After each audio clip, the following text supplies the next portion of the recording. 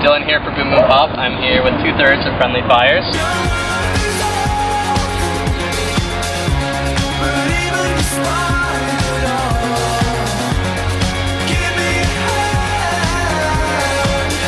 How are you guys doing today? Good. Doing well, man. We've had a good game of kickball in the past earlier. Oh, nice. You won? I think Team USA, which wasn't us. Nice. So, what do you guys look forward to most when you come to Canada? Toronto, there's a really good, opposite Leeds Palace, there's a good sort of fish and chip shop which fries loads of stuff like shrimp and asparagus. Yeah, that's pretty tasty. Do you have any favorites or anything you noticed about Canadian crowds? I don't know, they tend to be really good for us. Like it tends to be really enthusiastic. I think apart from New York and LA, we tend to do bigger shows in Canada than most of the US. Right. So I don't know, yeah, it's always nice. Well, I do have a couple presents for you. Because you are the first band that we've interviewed outside of Canada. I brought some Icemans from Roots, which is a Canadian clothing company. Oh, thanks. Well, thank you very much. So we got bad breath. Well, it helps just in case. Thank you very much. Yeah, no problem. So it's the new album Pala out. Got it here actually. Thank you.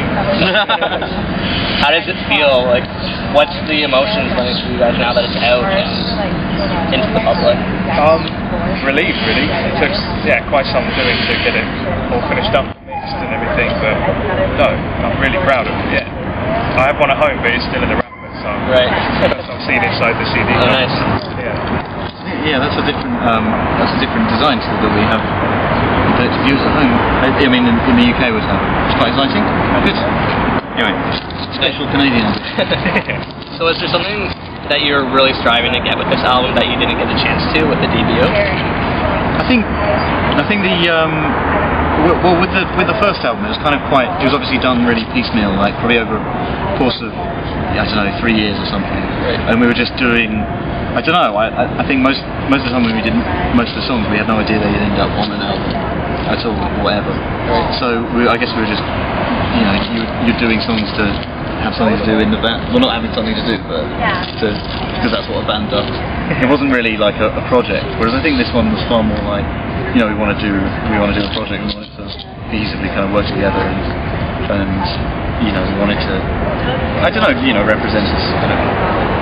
There's something far more deliberate about how it sounded.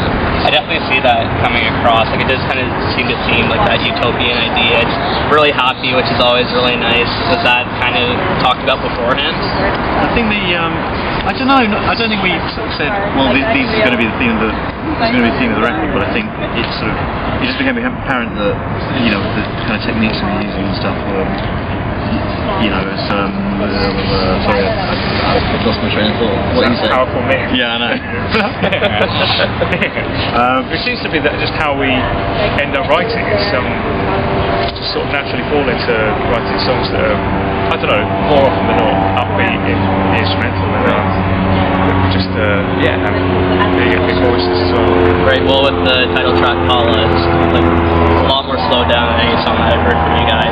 Was that a conscious decision, or was that something that came across naturally for you guys? I think we happened upon it naturally, but I think we had long been trying to sort of write a song that's slow, because I think, especially with the first album, every song is pretty like 100 miles an hour. Yeah. Whereas only maybe 40% of this stuff is like 100 miles an hour. So that's but yeah, I guess we just wanted it to sort of be a very sort of time standing still kind of song, and I think like Ed's lyrics on it really sort of add to that sort of feeling of like a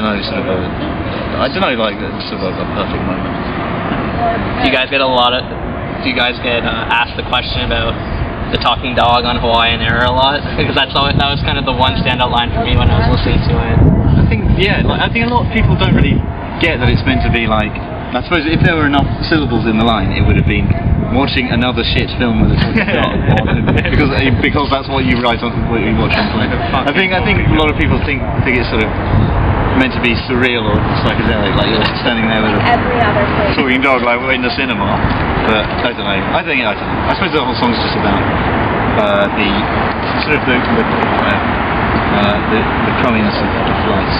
Right. I thought that was really funny. Oh, Like, do you usually try to write with humor or incorporate that? Not really. I don't know. I don't know. We don't have many comedy songs. Not that that's entirely a comedy song, I suppose. It's just a concise way of describing how banal travel can be, Right. compared to actually arriving and getting to experience, remembering why you went through all that nonsense. I think there's some nice things about being on a plane, like watching the mountains through the fog. Hey. This is the previous line. G&Ts? Oh yeah. Yeah. I think that's more darling of the nastiness. Right. I was finding it quite overly emotional. Yeah. I found the same thing. Have you guys had a chance to go to Hawaii? No, we didn't. But we would like. I'll get pretty emotional on that. We were watching All Dreadful Things, like steam floods of tears. It's kind of, the song's kind of right, Back to Paula, it's kind of right in the center of the album too. Was that a decision to kind of break it? Yeah, kind of. I mean, I think it was kind of meant to be like a, like when you have an LP sort of album, kind of the end of side one, and then, think about it in two halves. Right. I think it works kind of nicely there as a sort of. And then the next song is Show Me Lights, which it's a bit more. Okay, well, let's get going again, guys. No slacking. Yeah. One of my favorite parts about the sound of your band is the percussion. Like, I love how you always incorporate different sounding drum kits, especially White Diamonds on the first album. There's a lot of that blast almost sound to it. How do you come up with those sounds or decide where to put them? It's quite tough sort of layering things on without losing the sort of core driving element of that. You can go, just put too much shit on and then you won't be able to see anything up in the second. It's like a delicate balance again. Mainly this guy's Yeah, I don't know. I think on some songs, like, say on Show Me Lights, it's, we wanted a big sort of hip hoppy kind of drum kit, like with like big crunchy claps and stuff. Like the sort of, I don't know, like Tipsy by J Bond. And that's a pretty up-to-date reference. And I don't know. I guess it's what the songs demand. We do some program stuff and then some live stuff and then program stuff and then chop it all up. Right. Now that it's done, do you know where you want to take the next album, or have you been not even thinking about that yet? I don't think we've really had much time to think about anything since this record was actually mastered in March. So I think we've just been doing gigs and things. I don't know. I mean, we've got a couple of songs actually sort of in the pipeline. We're looking for time to kind of finish those off. But I think they sound quite different, quite sort of, quite long and quite expanded and quite sort of. Yeah, sort of removed from, I don't know, how we would normally choose to try and trim down a song. Kind of what you did with Kiss of Life almost, how it was.